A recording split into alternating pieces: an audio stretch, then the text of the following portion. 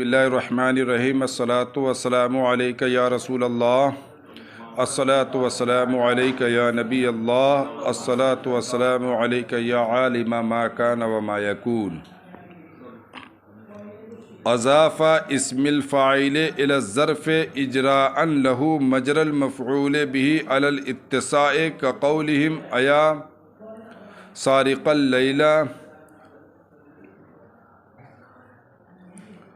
اہل الدار، معناہ ملک العمور یوم الدین، علی طریق ونادى اصحاب الجنہ۔ یہ مالکی یوم الدین کی بحث چل رہی تھی۔ اس سے پہلے مالکی یوم الدین میں قاضی بیضاوی نے قرات کا بیان کیا تھا، ہے نا، اور ساتھ ہی ساتھ مالک کے معنی کو بھی بتایا تھا کہ مالک کا معنی کیا ہے۔ اب یہاں سے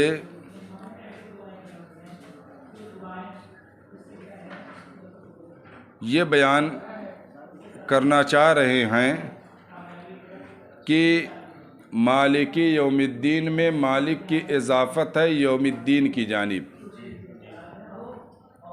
یہ مالک ملکہ یملکو، اس میں فاعل ہے مالک، تو اس کی اضافت یوم الدین کی جانب ہے، اور یوم الدین یہ کیا ہے؟ ظرف ہے نا۔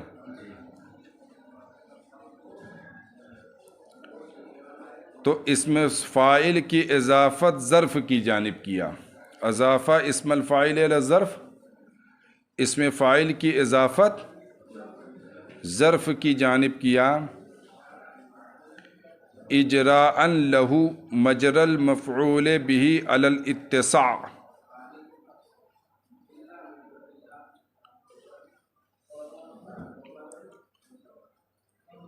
ظرف کو لہو، ظرف کو مفعول بہ کی جگہ قائم مقام کرنے کی وجہ سے علی الاتساع، علی سبیل التوسع، کیا ہے؟ ظرف کے اندر وسعت ہوتی ہے، کیا ہوتی ہے؟ ظرف کے اندر وسعت ہوتی ہے۔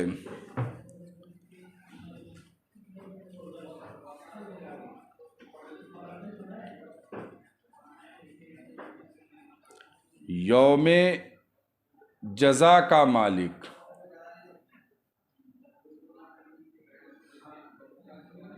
یہ ایک ترجمہ ہے۔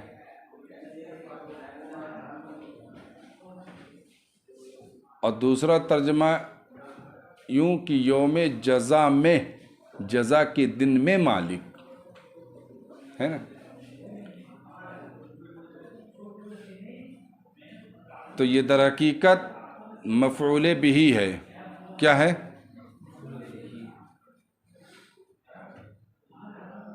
کہ جزا کے دن کا مالک ہے وہ، ہے نا۔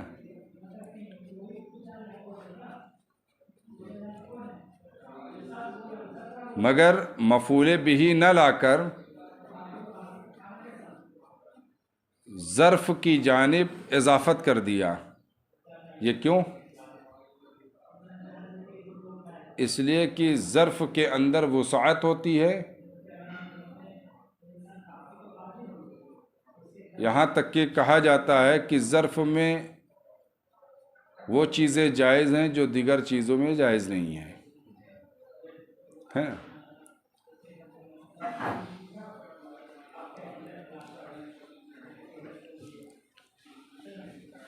تو اضاف اسم الفاعل الی الظرف، اس میں فاعل کی اضافت ظرف کی جانب کیا۔ کس کی جانب کیا؟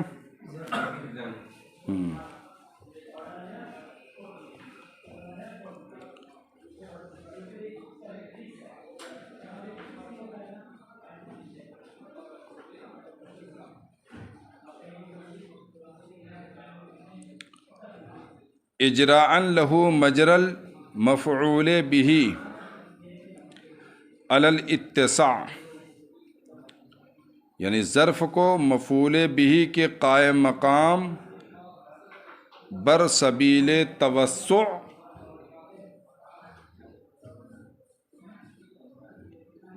کر دینے کی وجہ سے،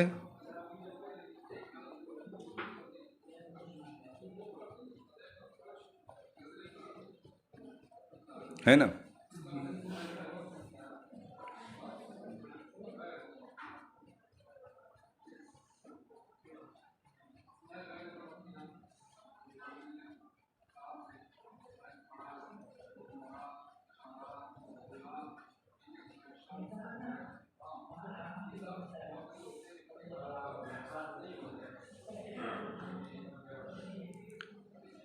کقولہم ایا سارق اللیلہ، تو یہاں پر دیکھیے رات کا چور، اے رات کے چور، ہے نا؟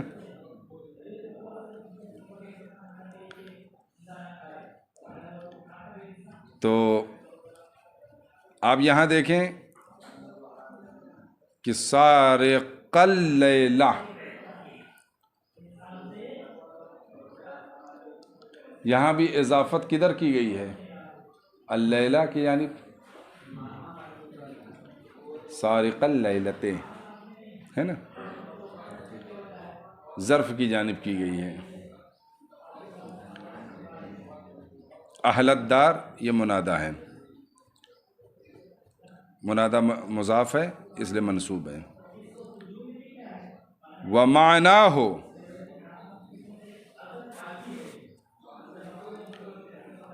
اس کا معنی کیا ہے؟ ملک الامور یوم الدین، یعنی جو جزا کے دن میں تمام امور کا مالک ہے۔ کیا ہے؟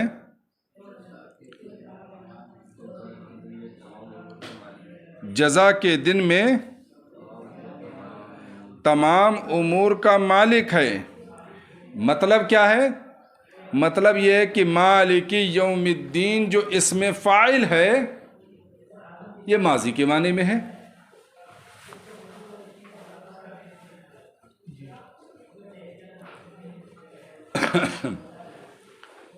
لیکن سوال یہ ہوتا ہے کہ جزا کے دن تو ابھی آیا نہیں، تو صیغہ ماضی سے تعبیر کیوں؟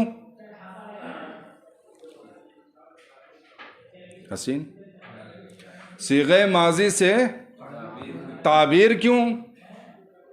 جزا کا دن تو آیا نہیں ابھی،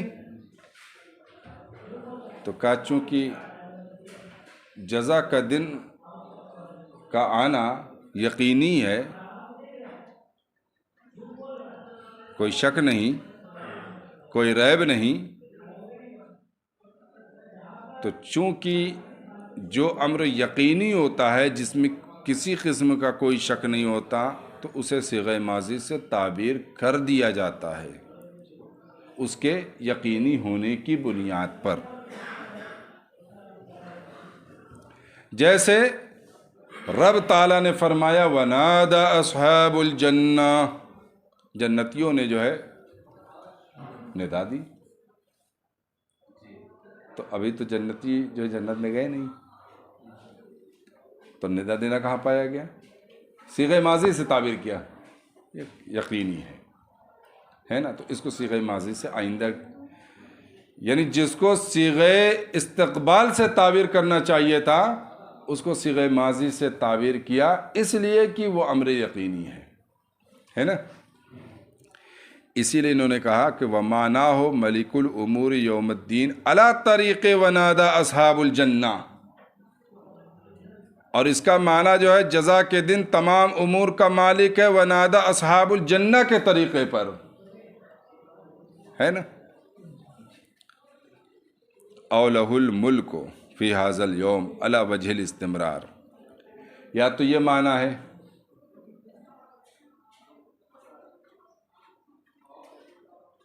کہ صیغہ ماضی سے تعبیر کیوں کیا؟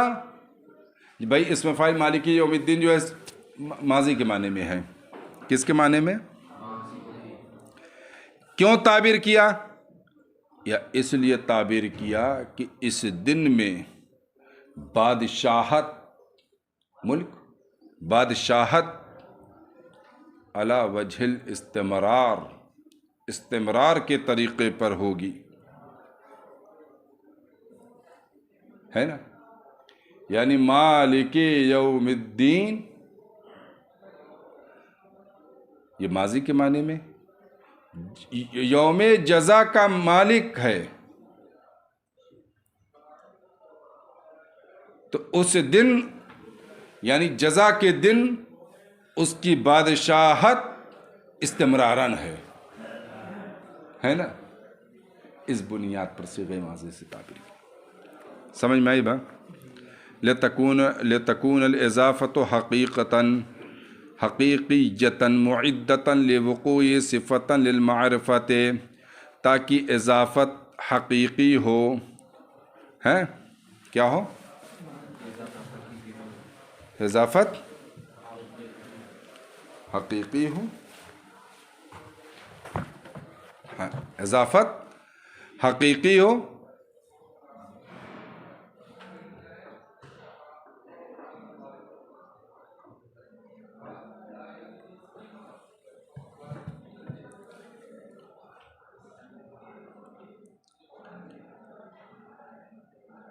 کیا مطلب ہوا اس کا؟ مالک یوم الدین، مالک کی اضافت یوم الدین کی جانب ہے، اضافت حقیقی ہو یعنی اضافت معنویہ ہو۔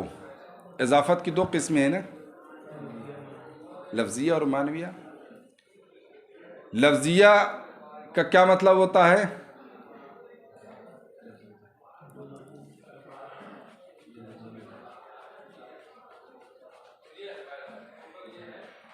اضافت لفظیہ یہ ہے کہ مضاف ایسی صفت ہو جو اپنے معمول کی جانب مضاف ہو، ہے نا؟ اور اضافت معنویہ میں مضاف وہ صفت نہیں ہوتی جو اپنے معمول کی جانب مضاف ہو، تو مالک صفت ہے، اس کی اضافت یوم الدین کی جانب۔ کہنے کا مطلب یہ ہوا کہ مالکی یوم الدین میں جو اضافت ہے مالک کی یوم الدین کی جانب، یہ اضافت لفظیہ نہیں ہے بلکہ اضافت معنویہ ہے، گرچہ آپ کو دکھ رہا ہے کہ یہ صفت ہے لیکن اضافت لفظیہ یہ نہیں ہے، سمجھا؟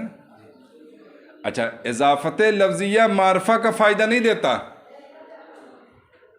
آپ پڑھے ہوگے ہدایت النو میں، صرف ایک فائدہ دیتا ہے تخفیف کا۔ کس کا فائدہ دیتا ہے؟ تخفیف کا فائدہ دیتا ہے۔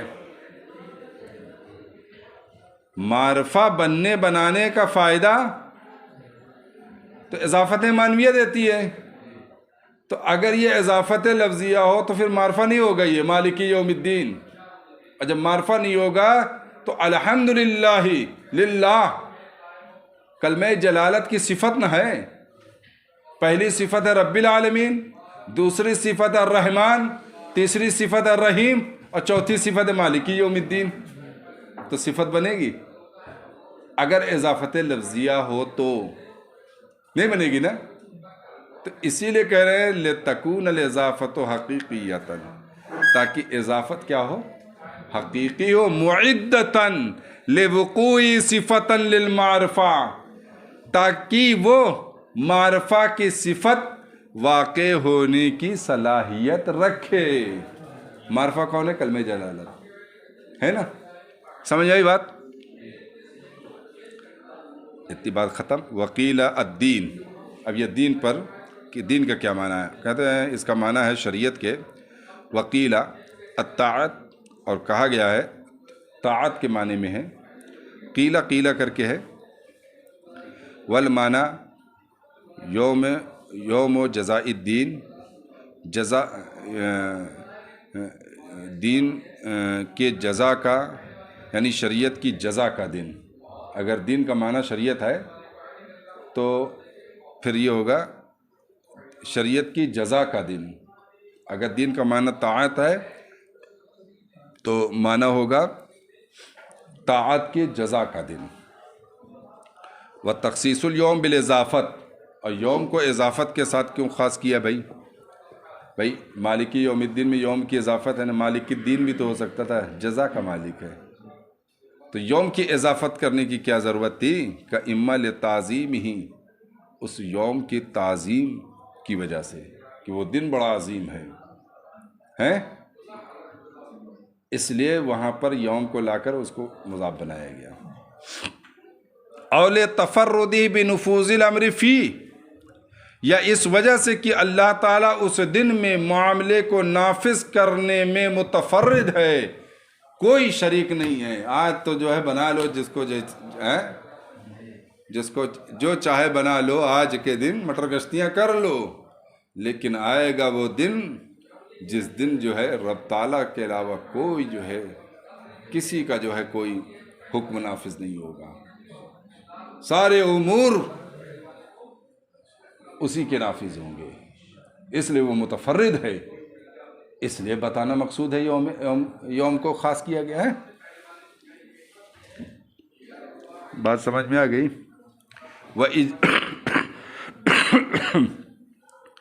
وَإِجْرَاءُ هَذِهِ الْأَوْصَافِ عَلَى اللَّهِ تَعَالَى مِنْ كَوْنِ مُوجِدًا لِلْعَالَمِينَ رَبًّا لَهُمْ مُنْعِمًا عَلَيْهِمْ بِالنِّعَمِ كُلِّهَا ظَاهِرِهَا وَبَاطِنِهَا عَاجِلِهَا وَآجِلِهَا مَالِكًا لِأُمُورِهِمْ يَوْمَ الثَّوَابِ وَالْعِقَابِ. ان اوصاف کا اللہ تبارک تعالیٰ پر جاری کرنا، کن اوصاف کا؟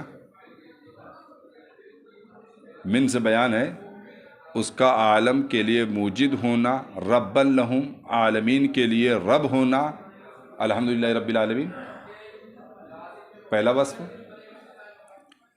منعمن علیہم بالنعم کلہا، تمام نعمتوں کے ساتھ ان پر انعام فرمانے والا، ظاہرہا، خواہ وہ انعامات ظاہری ہوں، و باطنہا، باطنی ہوں، عاجلہا، فوری طور پر ملنے والا ہو، آجلہا، یا دیر میں ملنے والا ہو، مالکن لامورہم یوم الثواب والعقاب، ثواب اور عقاب کے دن ان کے تمام امور کا مالک ہونا ہے نا.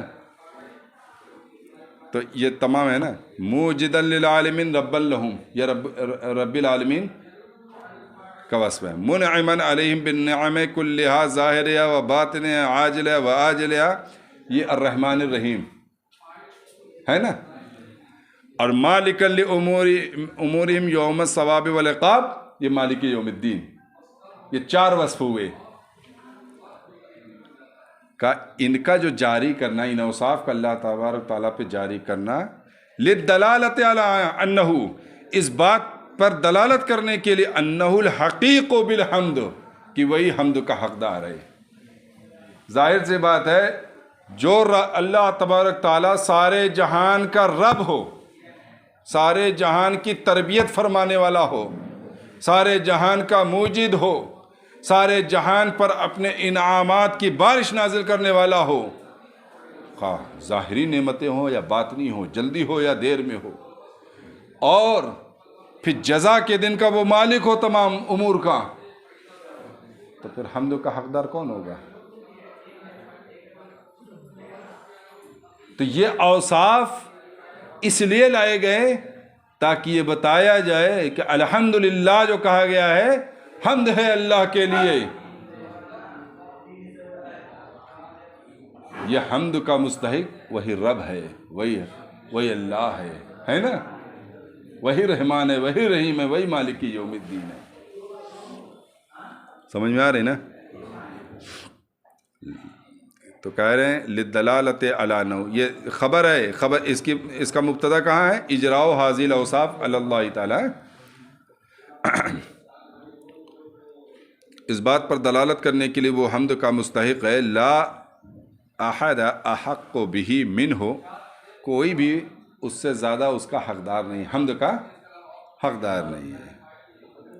بل لا یستحق علی الحقیقت سوا، بلکہ اس کے علاوہ کوئی حقیقت میں اس کا مستحق ہی نہیں ہے، کیونکہ وہ عالم کا رب نہیں ہے، کیونکہ وہ رحمان نہیں ہے، کیونکہ وہ رحیم نہیں ہے، کیونکہ وہ مالک یوم الدین نہیں ہے۔ اچھا ایک بات اور ہے، آگے وہی بیان کر، فَإِنَّ تَرَتُّبَ الْحُكْمِ عَلَى الْوَصْفِ، حکم کا مرتب ہونا وصف پر۔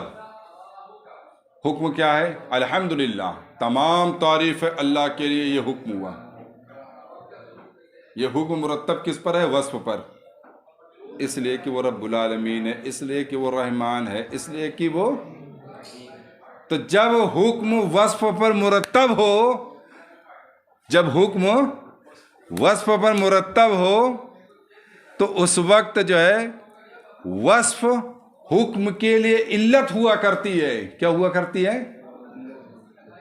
علت ہوا کرتی ہے۔ تو مطلب یہ ہوا کہ تمام تعریف ہے اللہ کے لیے، کیوں؟ اس لیے کہ وہ رب العالمین ہے، اس لیے کہ وہ رحمان ہے۔ اب دیکھیے یہ وصف ہے، علت بھی بن رہا ہے نا، کیونکہ حکم کا وصف پر مرتب ہونا وصف کا حکم کے لیے علت ہونے کی خبر دیتا ہے۔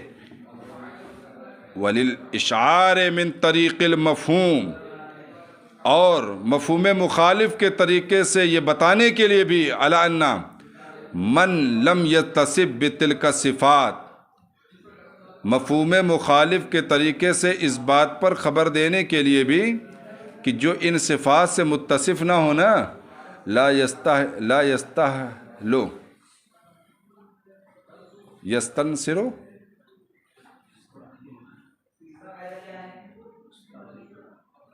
لا یستحلو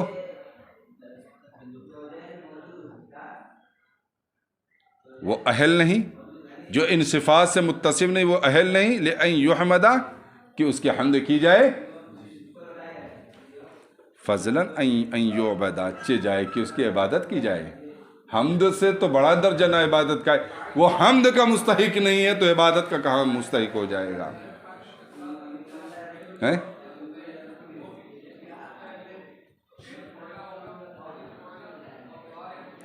لِيَكُونَ دَلِيلًا عَلَى مَا بَعْدَهُ، تاکہ وہ ما بعد پر دلیل ہو جائے۔ لِيَكُونَ ہے نا، تاکہ وہ دلیل ہو جائے۔ کیا مطلب؟ ما بعد پر بھئی جو ان صفات سے متصف نہ ہو،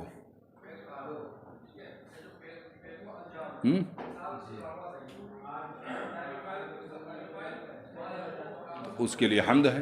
جو ان صفات سے متصف ہو اس کے لیے حمد ہے۔ اس کا مفہوم مخالف کیا بنے گا؟ اس کے لیے حمد نہیں ہے نا۔ اور جب اس کے لیے حمد نہیں ہے تو حمد کے بعد جو اس سے اعلیٰ درجہ ہے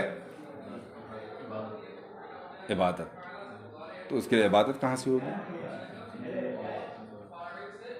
اسی لیے کہتے ہیں کہ لِيَكُونَ دَلِيلًا عَلَى مَا بَعْدَهُ، ما بعد پر دلیل ہو جائے، یعنی غیر اللہ سے عبادت کی نفی پر جو ہے یہی دلیل ہے۔ بڑے معنی ہیں اس کے اندر،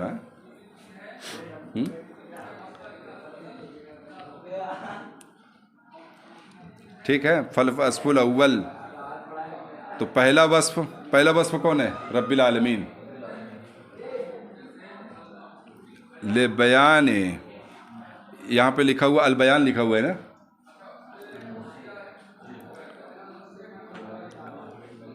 فالوصف الاول لبیان ما هو الموجب للحمد، تو پہلا وصف اس چیز کو بیان کرنے کے لیے جو حمد کا موجب ہو۔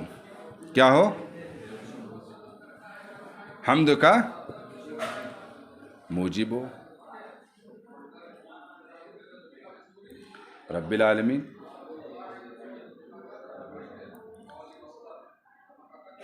تو پہلا وصف اس لیے بیان ہوا، تمام تعریف ہے اللہ کے لیے، اس لیے کہ وہ رب العالمین ہے۔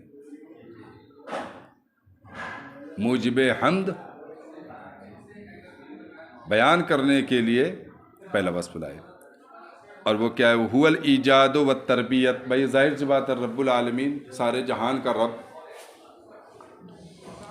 جو سارے جہان کا رب ہوگا، تربیت فرمانے والا ہوگا، تو اس کا ایجاد کرنے والا بھی تو ہوگا۔ ایجاد کوئی اور کرے گا، تربیت یہ کرے گا؟ ایسا تو نہیں ہو سکتا۔ تربیت کا کیا معنی بیان کیا ہے اس سے پہلے؟ تبلیغ الشیء